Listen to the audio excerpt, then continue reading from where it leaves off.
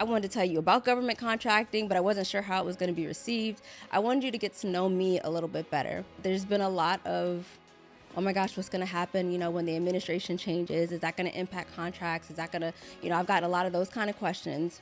And so to me, the mission is still to show you what success can look like, to hear your success stories and potentially feature you, and to talk about the wins and the losses and still mom life, because y'all know that ain't going nowhere.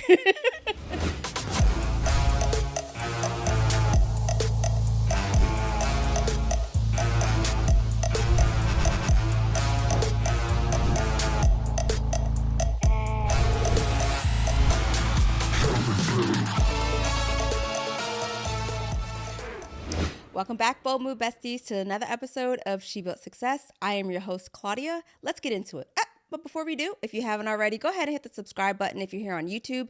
If you're on any audio platform of your choice listening, I want you to go ahead and hit that subscribe button as well. All right, let's get into it.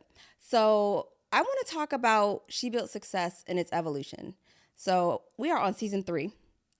And when I originally thought about She Built Success, it was actually more of a community. It wasn't so much in the platform of a podcast. It evolved into being a podcast. But it was really about building community, uplifting other women, letting you know it's possible to succeed. And while the title is She Built Success, I want to talk about the evolution from season 1 to now. So in season 1, it was a lot of getting to know me. I told a little bit of my backstory. So if you're just now listening or just now joining, I'll kind of run that through too. So in 2011, my husband passed unexpectedly. It was of a brain aneurysm, and it wasn't planned. Clearly, it wasn't something we knew about, but it happened. And that shifted and changed the life of me and my 2 girls. And at the time, my older daughter was almost 3.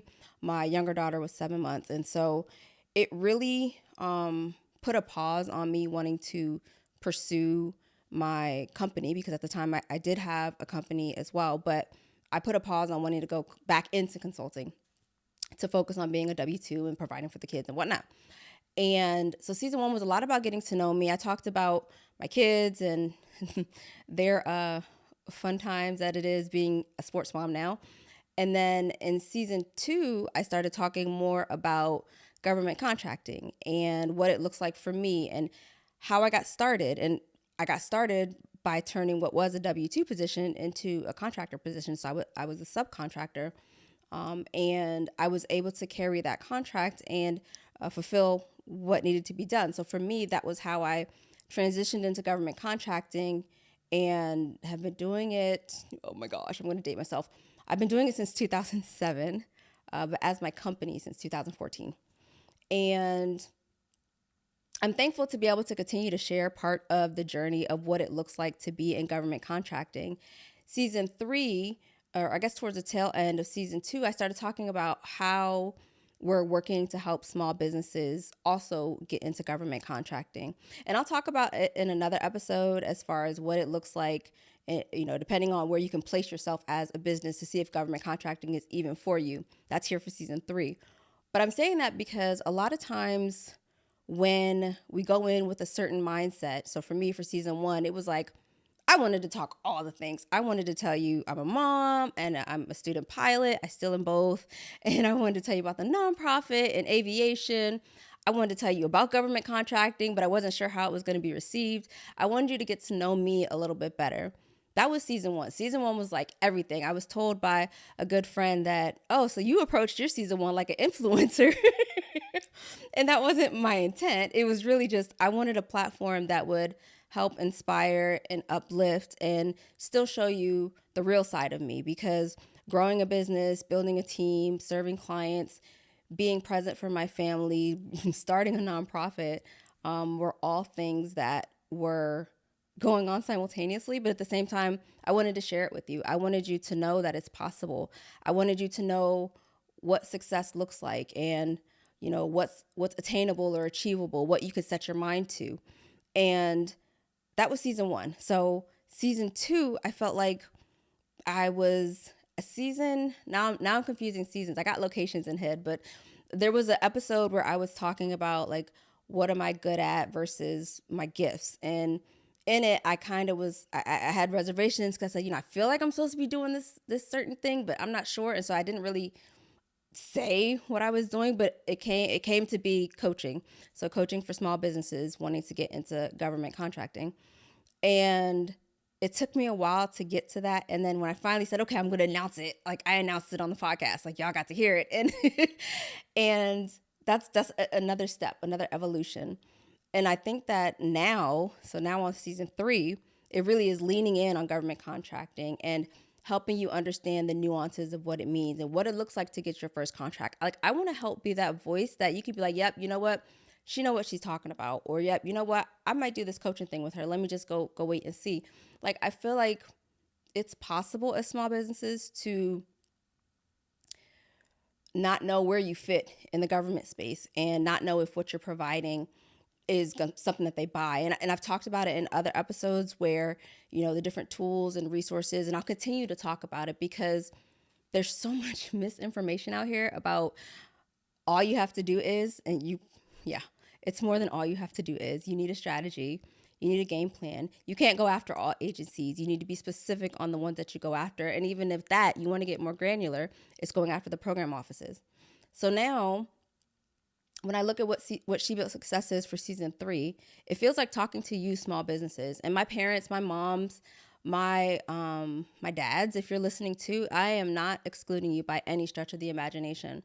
But I just want to let you know that I also know that I want to help be that voice in the government contracting space with practical, real, actionable steps that you can take to get you there, even if we don't work together.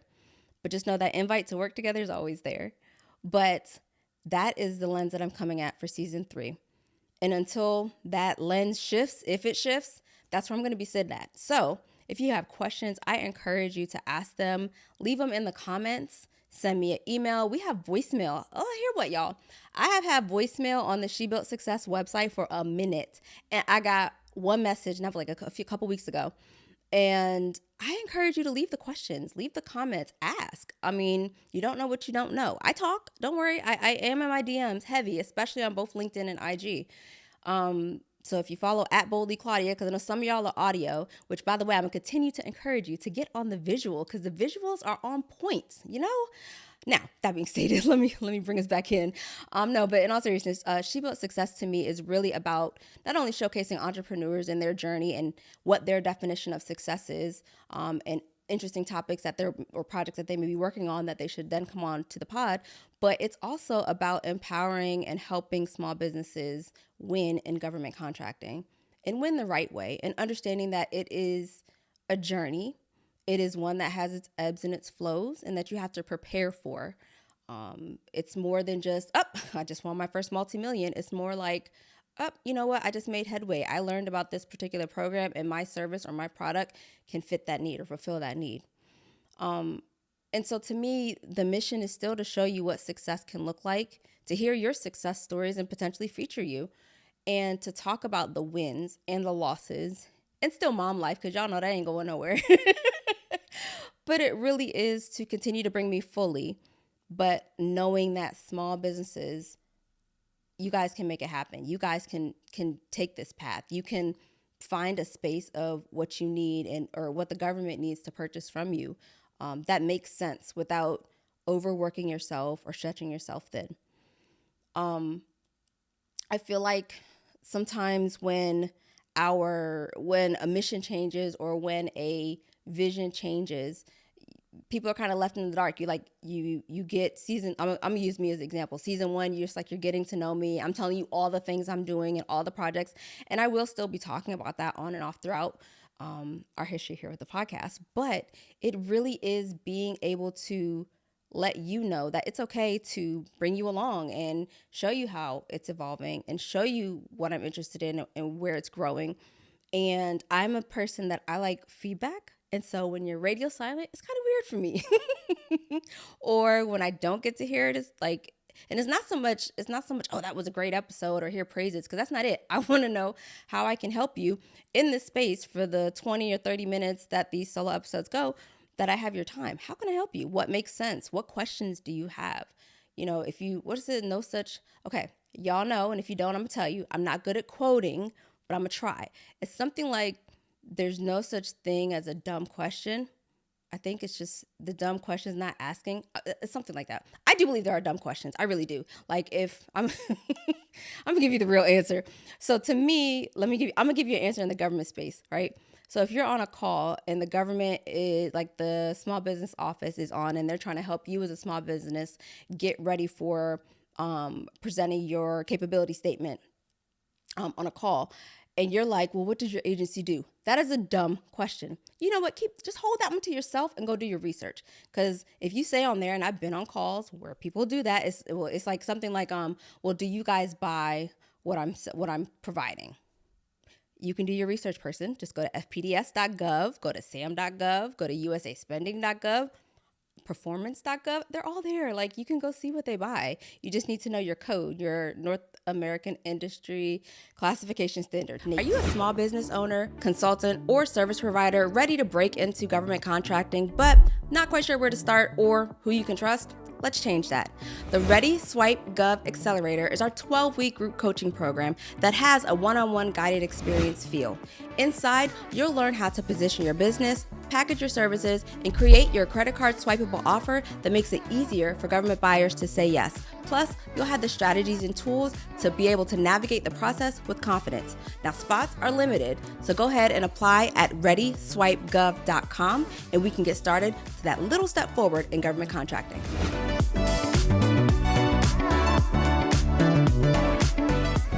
I mean, She Built Success right now is really about helping small businesses get into government contracting. Whether you need help with the proposal, you need help putting it together, we have that done for you. If you would prefer to do the accelerator program, we have Ready Swipe Gov available as well. And that is a 12-week accelerator where you go from, I don't know what the hell to offer, or I kind of have an idea, to this is what I'm doing and this is who I'm going after and this is how I'm going to go after them strategically. I think that hell, even in putting together Ready Swipe Gov, it was very frustrating to see a lot of these on-demand courses that had no real sustenance or had like a really long bullet list of all the things that we're going to be covering and all the things that we're going to be talking about.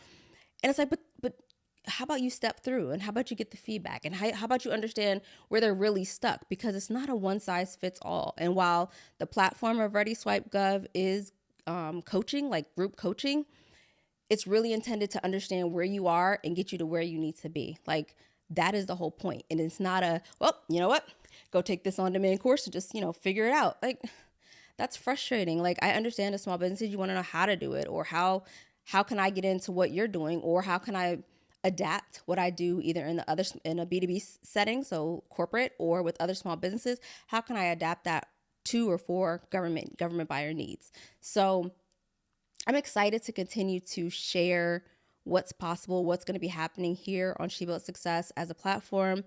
I am looking forward to opening up about different stories and different successes and different wins in the coaching cohort. I'm excited to bring to light, hopefully, some new things. I think there's been a lot of, oh my gosh, what's going to happen, when the administration changes? Is that going to impact contracts? Is that going to, I've got a lot of those kind of questions offline, which I'm appreciative of, and I will give my take on it. But it really is just setting you up for long-term success regardless of administration. Because truth be told, there are elements of administration changes that do impact contracts, but there's always another side to that, meaning there's always other opportunities. There's always other advancements that can happen that would put your business in a light of success. So now you have to define that success. It could be monetary, it could be team, it could just be a win with an agency that you really want to work with. But in the cohort, we help get you to what that success looks like for you. But I think that as I am unpacking the stories, learning new insights, because it's always a learning journey. Like, I am not one to just, I know everything. I don't. And I'll tell you if I don't know something, but guess what? I will go find out, or I will go research it to make sure I can get you the answer that you're looking for. But come with me on the journey for She Built Success as we continue to evolve, as we continue to get to know one another and what that looks like in real concrete output. Like, I get so frustrated with theory. I just don't operate in theory. I'm really a true execute type of a person. So if that's your jam, that's your vibe, then come on inside. I got you covered. But yeah, season 3, all in all, I think that the mission hasn't changed, which is to help inspire, empower, let you know what's possible, show you what's possible. I think it's just more focused now. And that focus is small biz. I say SMB, so I might slip up and say that every now and again. But that focus is helping small business get into government contracting and helping them to realize that it's more than meets the eye. I mean, I've had conversations with individuals who sell products and they're like, well, does this work? Yes. You know who purchases a lot of products? DOD, Department of Defense. That's Army, that's Navy, that's Air Force, Marines. I'm probably for Space Force, even though I wasn't looking for Space Force. I can't say I can vouch for that. But the other branch that I just mentioned, I have seen procurements of all kinds of things. Hold on. Let me just tell you. I was looking up, and I'll do an episode on this, but I was looking up a NAICS code in the cosmetology space. And I was like, man, let me go see if there's any contracts. And, I had some idea of where it may be, but where it was, like, totally, for me, surprised me. Cosmetology in the Department of Corrections. Like, there are a lot of, like, I looked under barbershops. I looked under cosmetology. I forget what the NAICS codes for those two are. And there's opportunities there. And unfortunately, FPS was down when I tried to click on it to see what exactly it was for, but it's there. And I saw it was like 100 at the time that I looked. It was like 100 and either 27 or 37 entries under the cosmetology NAICS code, and there were much more under the barbershop NAICS code. And I was like, well, my curiosity then was like, what are they doing? Are they like training inmates to learn a skill set, which I guess is possible. I couldn't click, so I can't give you what they were doing, but I'll come back on another episode and let you know what that is. But I mean, that's possible. Or like products, like, how, companies have, like, when you go to like events and things, they have like the little tchotchkes, the drawstring book bags and things like that. Like, that's actually something that the government procures. So if you're a product-based business, don't think you're excluded. My wheelhouse is more so services. I let you know that's what it is. But products aren't excluded. It is a thing. Especially like there are hospitals and whatnot that need linens or need what's those things like you can't get up to go to the bathroom. Not the bedpan things, but it's like a cover thing, like a waterproof-ish kind of cover. Like, I've seen procurements for those or solicitations for those. So, I mean, there's all kinds of things that the government purchases. I mean, it's a multi-billion-dollar freaking industry. Like, I promise you, a piece of the pie is somewhere there for you.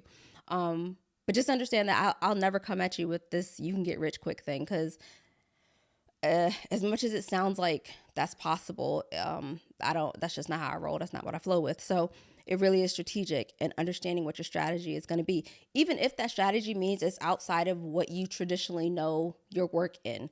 And what I mean by this is, like, for me, my work's in IT, my work's in data, my work's in project management for the government, and that's on the government side. But for small businesses, we do digital marketing. We now do the government coaching that I was talking about, and we do Done For You in the government space as well.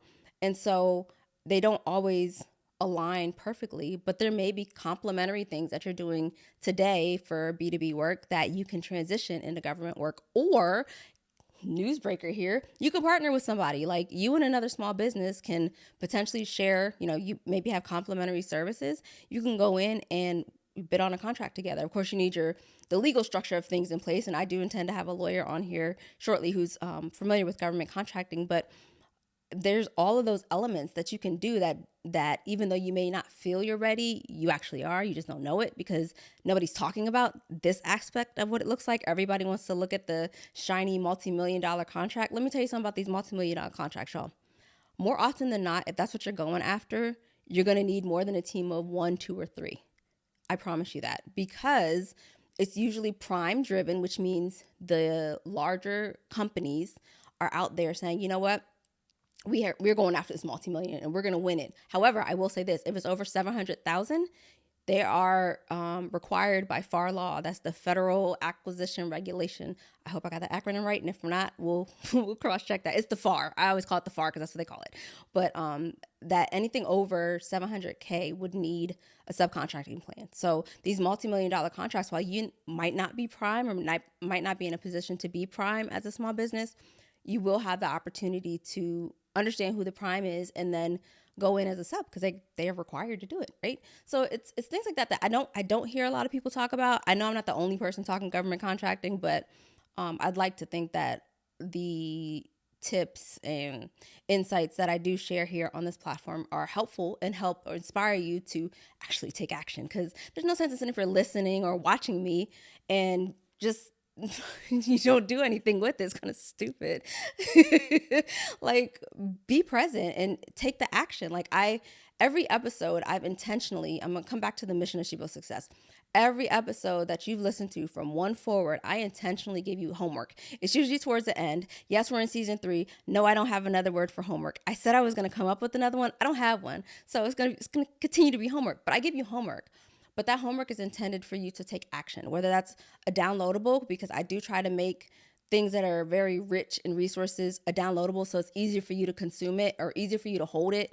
And when I say hold it, don't let it stay on your hard drive and not do anything with it. Like, print it out if you need to, if you're on paper. And if you use a tablet or a computer or something, just take the action. I guess is what I'm really encouraging you to do. You don't know until you try. And if you're scared to do it alone, I'm going to say this, and I know some of y'all are going to hold my feet to the fire. I'm going to try to go live on YouTube and LinkedIn and IG. I can't say it's always going to be the same time, but go live to answer some of these questions real time. It might be a little 30-minute, like a lunch and learn, or lunch and learn so corporate, but like a lunch break of some sort, East Coast time. But I really want to help you because I do still have client work. So I do still actively work contracts. It's not like, I mean, I do have a team behind me, but I do still do the work. So I'm not speaking on theory. I told y'all I'm an executionist. So, we do it for real. But yeah, I do want to start bringing that. So if I'm giving you some downloadable resources and you download and you take some action and you're like, dude, this doesn't make any sense, come on the live or submit the question via email or what have you. Like, all of those are modalities that I'm trying to be a resource. Hopefully a resource that's helpful because there's no sense in you just, going in one ear and out the other. Yo, I'm on these quotes today, I think. But it really is, I want to see you succeed. And whatever that definition of success is for you, I want that to be true. And so the platform is here. While as much as I like talking, I've gotten used to talking to myself, so to speak, on these solo ones. I really want it to be enriching for you. And I can't enrich if you don't tell me how you need help. Just saying, it's a two-way street, even though right now it's just me and the crew. So yeah, I really think that I'm excited with She Built Success. I'm excited with how it's evolved. I'm excited that I've come into and stepped into coaching. I'm excited to get the cohorts running. At the time of this recording, cohorts are not yet running, but it will be, like I said, a 12-week accelerator. And it's a results driven. If you think the podcast got actions, this accelerator is fire. Shout out to Zaylee. She helped put this curriculum together with some of my trademarked and copyrighted. Shout out to Yasmin because she got those all the way together. Some of the trademark frameworks that we have is in this program. And I'm just excited to not only launch the program and serve students, but to be able to see the successes and the wins. And, I got one for y'all. So this whole mission of She Built Success in season 1, and so maybe I should give y'all some back. So for me, I like aesthetic changes in things. And I get that sometimes the podcast may look the same aesthetically. I guess I have a taste or a vibe, whatever. I don't know. Maybe I do, maybe I don't. I don't know. But we travel. And so part of season 1 was in Atlanta. The other half was in DC for season 1. So we have like a .1, .2 because it's 12 and 12 episodes. And then season 2, I'm going to come back to Atlanta. Just give me a second. Season 2, half of it was in Dallas. The other half was in the DMV again. Oh, season 2 was so funny. I'll get back to that one too. And then season 3, we're going to be doing all DMV. Just because I'm excited because, like I said, I'm pushing hard on this GovCon, and a lot of folks in the government contracting space, both in the workforce and as contractors, are here in the DMV. And so it just makes more sense to do all the season 3 here in the DMV. But I'm coming back to season 1 now. Season 1, we had another video. Is he a videographer? Is he a videographer? Okay, so in season 1, we had 2 videographers. So Jay, whom y'all seen on episode 41 and 42 of the podcast, which is in season 2, is our prime videographer here for She Built Success. But Jay had some help for season 1 because you don't know what you don't know, and so we had, I can say his name, right? Okay, so we had another videographer. His name's Larry. Don't remember Larry's last name, but I'm giving you this story because it's like legit. Y'all need to understand this. You know what? I should have brought I'm gonna bring the silver sphere up. So just give me a second. Larry was on set. Jay was on set. My makeup artist, Aubrielle, was on set. At the time, my ops, Kyra, was on set, and then myself. I don't think we had a guest for this one yet. But we were like, it was like, I think it was after day 1 of recording, or maybe it was during day 1 of recording. Dude, I don't remember. It was somewhat of a blur. But we were talking, and on the fireplace mantle, on the fireplace mantle, there was a really big version of this, right? And I don't know how we even went down this path. I think I said somebody said something like, it looks like a golden globe. I was like, but it's not a golden globe, it's silver. So we started calling it the silver sphere. And mind you, this was in Atlanta that we were filming. I couldn't take the prop with me, but I was like, that's so dope. I'm going to work in silver sphere. So in season 1, you will hear me mention the silver sphere. You will see the silver sphere. In season 2, I found a silver sphere, y'all, because I looked at the bottom of the one in Atlanta, and I was like, I'm gonna go find it. I'm not gonna tell you where I got it from, but I found it. This is a smaller scaled version, and so I bought the silver sphere. And now I've been asked, the podcast just launched. How do you already have awards? And so I worked in talking about the silver sphere. I said I was going to talk about it. This is me now officially talking about the silver sphere, which is really, it came out of just a good time on season 1 and us riffing and me saying like, bet I could work this into the podcast. And here we are. I haven't decided exactly how we're going to leverage this in continuity, but I have some ideas. Like we have some like nameplates and awards and things like that in my brain, clearly because this is already, what is it called? Maybe patented as a source. I don't want to jack that, but I do want to tell you the story behind the silver sphere. So that was season 1. Now, season 2 was fun. Season 2, we planned one way and it went another way and we pivoted. So season 2, you guys had, we did, like I said, we do half and half. So we did half in Dallas, and that's where you met like my CFO, and you met my money manager. You met Zaylee, who is an amazing video and camera confidence coach. You met Yasmin, who I've worked with as well, who's a business attorney and knows her stuff. Oh my gosh, she's a pleasure to work with. And that was all Dallas. When we came back up to the DMV, it was to Virginia for season 2. Oh, that was fun times. We did car episode, y'all, because you had to pivot, because when we were recording that one, that was a time when, and I know most y'all remember this, like all the planes and stuff, everybody came to a halt. People were stuck. We had guests that were supposed to come on. They were stuck. And all I could think of was like, oh my gosh, this is a story. So not only that, but then, that was Dallas. Back in VA, it was, we had sports. Because of the being stuck, I was supposed to be recording just in Virginia, but we ended up having to do a road because my daughter had cheer practice in the summer when we were recording. So we did 2 road recordings, on the road recordings. So hopefully, I don't know, y'all tell me how that vibe was. We might try to do it again in another season. But like each season has had its challenges, good, bad, or otherwise, and things that we grow from, or things that we learn, or things that we get to keep and laugh on. So like the inside joke here is the silver sphere. We got to make sure I always have the silver sphere. It gets worked into props as we go. I would have to say, like, this podcast is not like I don't want to be I will never be dry and boring. That I can tell you. But I don't ever want to feel like all I'm doing is just wah, wah, wah, wah, wah, and y'all tune out on me, because that's not the case. Like, I really want to deliver this in a way that makes sense, that's bite-sized, that doesn't overwhelm you, because I do know a lot. I do know I know a lot, but I also know I don't know everything. But I'm trying my best to distill down in each episode and give you takeaways, whether that was in season 1, getting to know me, or season 2, which was like a bridge of getting to know me and government contracting and talking about coaching, or now in season 3, where we are straight in GovCon. GovCon is government contracting, and just letting you in more on this whole process and what it looks like. Like, we have fun. We laugh every episode. I go back and listen to every episode. Literally every episode I laugh. And every season I cry at least once. So if you can find it for season 1 and season 2, DM me and you can tell me what episode and I'll send something your way. But yeah, so this podcast is going nowhere. This whole discussion, this whole conversation is not to say I'm leaving. I'm not. It's just to show you how it's evolved and how I intend to continue to bring you with me and hear more of your successes or wins or questions or, challenges. So yeah, don't count me out on this one. I'm still here. So Bold Move Bestie, you know what time it is. It's homework time. I want you to think about your evolution, your growth, your journey. What is it that you have been doing or what are you working towards that's getting you that much closer to your goal and definition of success? So until next time, I'll catch you on the next episode of She Built Success. Bye.